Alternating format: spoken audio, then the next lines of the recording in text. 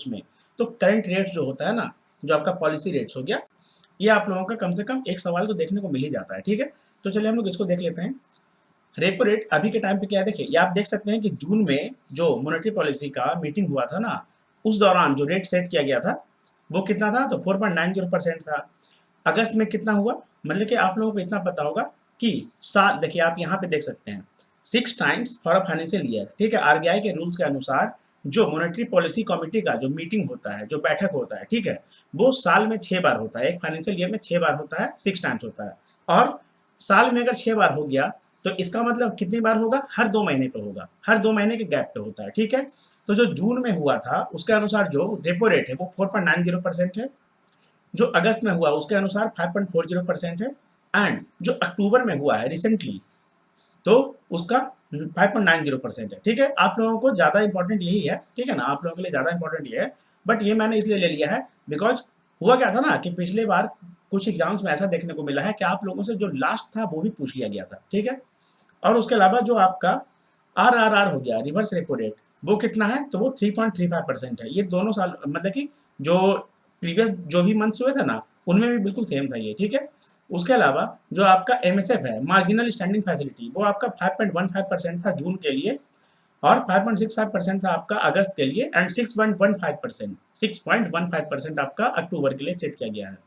जो आपका bank rate हो गया, बैंक दर जिसे कहा जाता है, 5.15% है जून के लिए, और जो अगस्त में हुआ था वो 5.65% था, और 6.15% जो है ये आपका अक्टूबर के लिए देखने को मिला है। जो आपका एच है, स्टैंडिंग डिपॉजिट फैसिलिटी रेट, ये आपका 4.65% जो है वो जून के लिए था, 5.15% आपका अगस्त के लिए था, और अक्टूबर मंथ के लिए जो है वो आपका 5.65% है। जो आपका CRR हो गया, कैश रिजर्व रेशियो, वो आपका 4.50% जून के लिए था, अगस्त के लिए 4.50% ही था, और अक्टूबर के लिए भी बिल्कुल सेम है, मतलब इसमें कोई भी बदलाव चेंजेस नहीं हुआ है, ठीक है, 4.50% है। जो आपका SLR होता है, स्टैट्यूटरी लिक्विडिटी रेशियो, ठीक है, ये आपका 18% था और अभी भी 18% है, ठीक है, इसमें भी कोई भी बदलाव नहीं हुआ है। चलिए हम लोग आगे देख लेते हैं। स्मॉल सेविंग स्कीम्स से भी आप लोगों का जो सवाल है, एक क्वेश्चन देखने को मिल ही जाता है, ठीक है, क्योंकि बहुत ही इंपॉर्टेंट हो जाता है। तो जो आपका पोस्ट ऑफिस सेविंग्स अकाउंट है ना, इसके लिए जो आपका जुलाई से लेकर सितंबर तक का था वो था 4.0% इंटरेस्ट रेट, ठीक है, और 4.0% ही बिल्कुल same, without any changes. Annual ये कंपाउंडिंग फ्रीक्वेंसी इसका होता है, ठीक है ना, मतलब कि सालाना ये कंपाउंड किया जाता है। और जो 1 ईयर टाइम डिपॉजिट होता है ना, या इसे 1 ईयर टर्म डिपॉजिट भी कहा जाता है, ये आपका 5.5% के लिए रखा गया है, मतलब कि इसका जो इंटरेस्ट रेट है ना, ये रेट ऑफ इंटरेस्ट है वो 5.5% है, 5.5%, ठीक है, जुलाई से लेकर सितंबर के लिए, और 5.5% ही, 5.5% ही आपका अक्टूबर से लेकर 2022 तक के लिए रखा गया है। इसका जो कंपाउंडिंग ईयर होता है ना, या इसका जो कंपाउंडिंग पीरियड होता है, या जो कंपाउंडिंग फ्रीक्वेंसी होता है, वो होता है क्वार्टरली, ठीक है। आपका 2 ईयर टर्म डिपॉजिट जो है उसका 5.5% है जुलाई से लेकर सितंबर के लिए, और जो करंट में चल रहा है अक्टूबर से दिसंबर तक, वो आपका है 5.7%। ये भी क्वार्टरली आपका कंपाउंड होता है। जो 3 ईयर टाइम डिपॉजिट है, उसका जो आपका जुलाई से सितंबर तक के लिए था वो था 5.5%, और 5.8% जो है आपका करंट के लिए रखा गया है, बोले तो अक्टूबर से लेकर दिसंबर तक के लिए। इसका भी जो कंपाउंडिंग पीरियड होता है वो क्वार्टरली होता है। जो आपका 5 ईयर टर्म डिपॉजिट है, उसका जो रेट ऑफ इंटरेस्ट रखा गया था जुलाई टू सितंबर के लिए, वो था 6.7%, एंड जो करंट में चल रहा है वो भी बिल्कुल सेम है, विदाउट एनी चेंजेस, इसमें कोई भी बदलाव देखने को नहीं मिला है, 6.7% है, और ये भी क्वार्टरली आपका कंपाउंड होता है।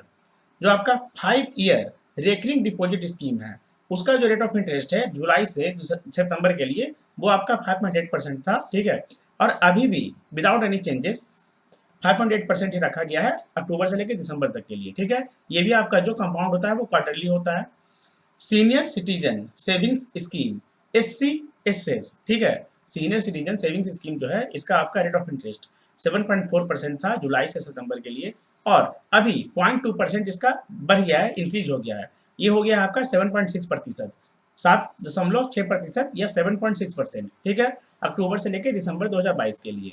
इसका जो आपका पीरियड होता है ना, ये आपका क्वार्टरली, और ये पेड होता है, मतलब क्वार्टरली कंपाउंडिंग पीरियड होता है इसका, या तो कंपाउंडिंग पीरियड कर सकते हैं, कंपाउंडिंग फ्रीक्वेंसी कर सकते हैं, ठीक है, और ये आपका पेड होता है, ठीक है। उसके अलावा जो आपका मंथली इनकम अकाउंट होता है ना, वो आपका 6.6% है, और 6.6% था आपका जुलाई से लेकर सितंबर के लिए, 6.7% आपका अक्टूबर से लेकर दिसंबर तक के लिए देखने को मिला है। ये मंथली होता है कंपाउंड, और ये भी पेड होता है, ठीक है। जो आपका एनएससी होता है, नेशनल सेविंग्स सर्टिफिकेट, ठीक है। और ये जो इसका जो इशू है ना, ये 8th है, ये मतलब 8th पढ़ते हैं, रोमन नंबर में इसे 8 पढ़ा जाता है, ठीक है। आप लोग इतना तो जानते होंगे ना। 6.8% इसका जो है वो था रेट ऑफ इंटरेस्ट जुलाई से सितंबर के लिए, और जो करंट में है वो बिल्कुल सेम है, कोई भी इसमें बदलाव देखने को नहीं मिला है, 6.8%। ये एनुअल आपका जो है कंपाउंड होता है। जो आपका पीपीएफ होता है, जो पब्लिक प्रोविडेंट फंड स्कीम जो होता है ना, उसका आपका 7.1% पहले भी था और अभी भी है, ठीक है, मतलब विदाउट एनी चेंजेस। ये एनुअल आपका कंपाउंड होता है। और जो आपका केवीपी होता है, किसान विकास पत्र, इसका आपका 6.9% था, ठीक है, 6.9% था जुलाई से लेके सितंबर के लिए। और ये कब मैच्योर होता है, ये होता है आपका 124 मंथ्स में, 124 मंथ्स में। बट मतलब यहाँ पर थोड़ा सा चेंज हो चुका है ना, स्लाइड चेंज हो चुका है। अभी जो है आपका 7% हो चुका है अक्टूबर से लेकर दिसंबर तक के लिए। इसका जो रेट ऑफ इंटरेस्ट है वो 7% है, 7%। और इसका जो मैच्योर होने का जो अभी समय है, समय अवधि पीरियड, ठीक है ना, वो हो चुका है 123 मंथ्स, 123 महीना, 123 महीना। पहले कितना था रेट ऑफ इंटरेस्ट था आपका जुलाई से सितंबर के लिए 6.9%, 6.9%, 6.9%। और जो आपका मैच्योरिटी पीरियड था, कब मैच्योर हो जाता, वो था आपका 124 महीने। लेकिन अभी क्या हो गया है, एक महीना घट गया है, कितना हो गया है, 123 मंथ, 123 मंथ्स, ठीक है, 123 महीना। ये आपका जो एनुअली कंपाउंड होता है, ठीक है। जो आपका सुकन्या समृद्धि अकाउंट स्कीम है, उसका आपका जो रेट ऑफ इंटरेस्ट है वो पहले भी सेम था और अभी भी सेम है, 7.6%, ठीक है, 7.6%, 7.6%। इसका जो आपका कंपाउंडिंग पीरियड होता है वो एनुअल होता है, सालाना, ठीक है। चलिए हम लोग आगे देखते हैं। अब हम लोग इसे थोड़ा सा मतलब और फास्ट करेंगे, जहां पर जरूरत पड़ेगा वहीं पे हम लोग मतलब थोड़ा सा एक्सप्लेन करेंगे या चीजों को थोड़ा सा एलाबोरेट करेंगे, ठीक है। देखिए, हम लोग जीडीपी को भी यहाँ पे डिस्कस कर लेते हैं, जो भी रिपोर्ट डिफरेंट ऑर्गेनाइजेशंस के द्वारा गिवन है, ठीक है। नेम ऑफ द ऑर्गेनाइजेशन यहाँ पर गिवन है आपका, ये आपका GDP growth of India predicted, मतलब कि जो कि फोरकास्ट किया गया है। मॉर्गन स्टैनली ने बताया है कि 7.2% फाइनेंशियल ईयर 2023 के लिए जीडीपी का अनुमान लगाया गया है, फोरकास्ट किया गया है 7.2%। एसबीआई इको रैप का जो रिपोर्ट आता है ना, इको बार भी है शायद, इको रैप, थोड़ा सा मतलब कंफ्यूज हो रहा हूँ, ठीक है ना, 7.8% है फाइनेंशियल ईयर 2023 के लिए, ठीक है। देखिए यहाँ पर जो भी ईयर का बात होगा ना, वो फाइनेंशियल ईयर 2023 के लिए ही बात होगा।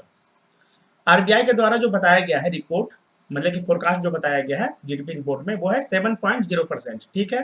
नोमुरा ने बताया है 5.2% का फाइनेंशियल ईयर 2023 के लिए, और ये अक्टूबर का अपडेट है, मतलब कि जो भी जैसा अपडेटेड है उसके अकॉर्डिंग मैंने यहाँ पे लिया है, ठीक है। जो आपका फिक्की होता है, federation of Indian chamber of commerce and industry, FICCI, ठीक है, इसका आपका 7% है, 7%, 7 दशमलव, ठीक है, मतलब कि 7%, सॉरी 7% है ना। और आपका जो एडीबी होता है, एशियन डेवलपमेंट बैंक, इसने बताया है 7.0% का, या इसे 7% भी कहा जा सकता है, ठीक है। और 7.20% का बताया गया है फाइनेंशियल ईयर 2024 के लिए, ठीक है। सितंबर का ये अपडेटेड है, बट आपका 2024 के लिए कम ही चांस है देख पूछने का, मतलब, ठीक है ना। और जो आपका आईएमएफ होता है, इंटरनेशनल मॉनेटरी फंड, ठीक है, इसका आपका 6.8% का है फाइनेंशियल ईयर 2023 के लिए। और जो आपको वर्ल्ड बैंक है, इसका 6.5% है, ठीक है। और जो फिच रेटिंग्स हो गया, इसके द्वारा जो बताया गया है वो है 7% का या 7.0% का फाइनेंशियल ईयर 2023 के लिए।